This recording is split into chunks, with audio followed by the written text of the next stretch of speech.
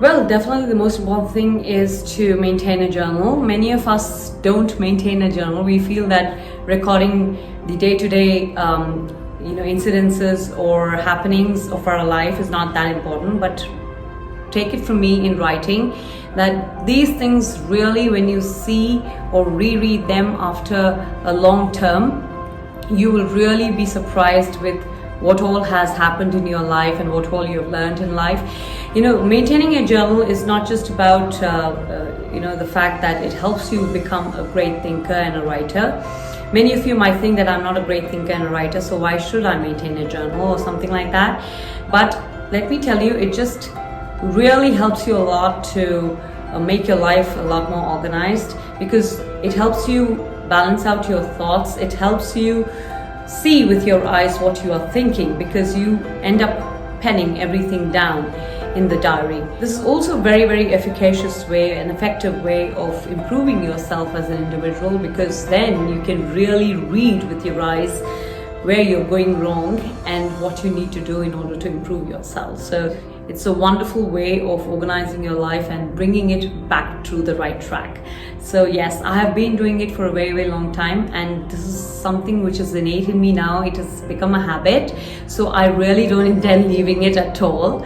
So I'm certainly going to be passing this on to the generations coming forth. So it is a wonderful habit of maintaining a journal. So if you haven't started yet, I would request, please start off as soon as possible. You will love when you write down your thoughts going in your mind, because that really makes a difference. You'll be aware of it, that's what I can say.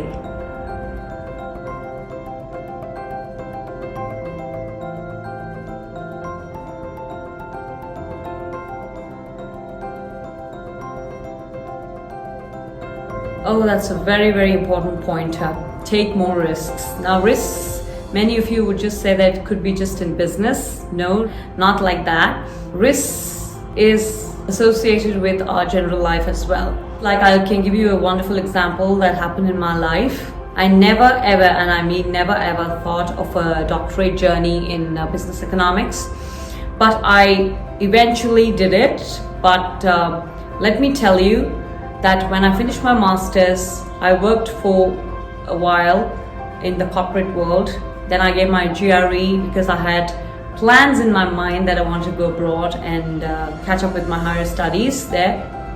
But as they say, man proposes, God disposes. So I had some other plans for me, and that was to pursue my higher studies here in India. So I ended up asking many people who were doing their PhD and who had already done their PhD about their experience, about their journey, whether it is easy, whether it is mediocre, it is tough, what all it involves, and so on and so forth. The many questions that you have within you and the queries that you want to clarify before you jump into a particular project or degree.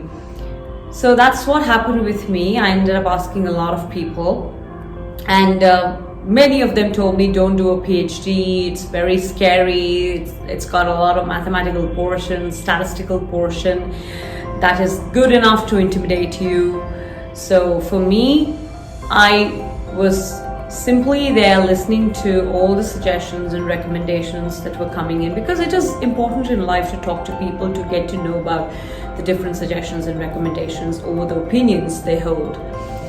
But ultimately, when I sat down one fine day and kind of reminisced everything that was told to me, there was another part in me which was coming directly from my heart, which told me that unless you experience something on your own, that fear of whether I should do or not would never go.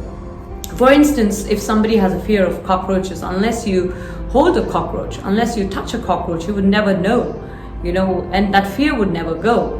So the fear is more in your mind. Okay, you need to combat that fear, you need to tackle that fear.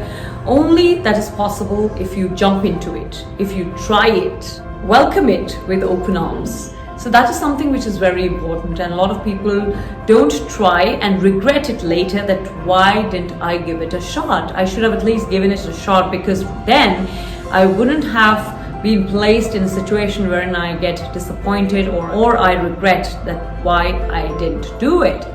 So many people have been placed in that kind of a position, and they have lost that time period to pursue what they actually wanted to pursue in life, and now they feel that it's too late for them to pursue. Well, I personally feel in life nothing is too late. You can pursue anything and everything if you have the determination, that zest to keep you going.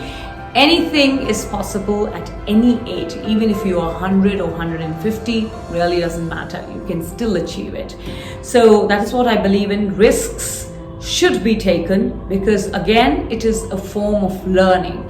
Don't see what benefits you are going to get. Always, people end up seeing the benefits attached to the particular course or the journey. No, not necessary. Every time you only get benefits. Sometimes you might also learn from something. It is all right, you might tag it as a loss. It is not actually a loss, but it is what you learn in life. You make mistakes, you learn, and then you take up something else. There is nothing wrong in it. I mean, don't ever think life has gotten wasted. Life never gets wasted till you stop trying. All right? Only at a point where you stop trying, life ends for you, not for anybody else. So always remain positive and continue to take risks in life, because risks definitely will land you up in a good place. Okay, and I mean by risks is calculated risks, not stupid risks. Like, for example, if you invest money in something which is really stupid and you expect that you're going to get huge returns when you know that you're not going to get huge returns, that becomes a stupid risk, not a calculated risk. So make sure that you take calculated risks in your life. So that's what I feel is very important. Yeah.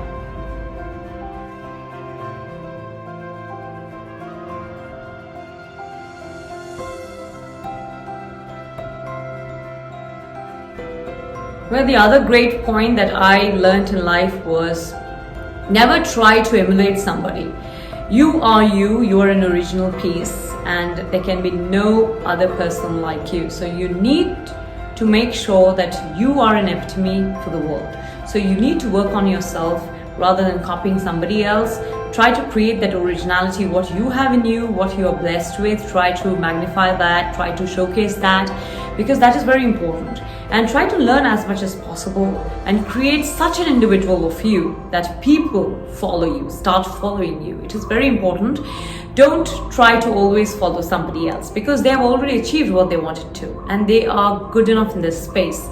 But what is more important is you need to make a niche for yourself in this entire competitive world, right? If you don't create a niche for yourself, nobody's going to do it for you. So you are responsible for your own actions. So please do something about it. You are great. Always have this in mind, that you are no less than anybody else. You have the talent in you, you have that skill in you, but the only thing that you're lacking, or where you're lacking, is that you need to get it out. You need to explore that field. If you stop that, or if you kind of subjugate that, it's very difficult for you to explore yourself, to realize what all latent talents you have. So go ahead and explore the unexplored side in you. So that is what I suggest.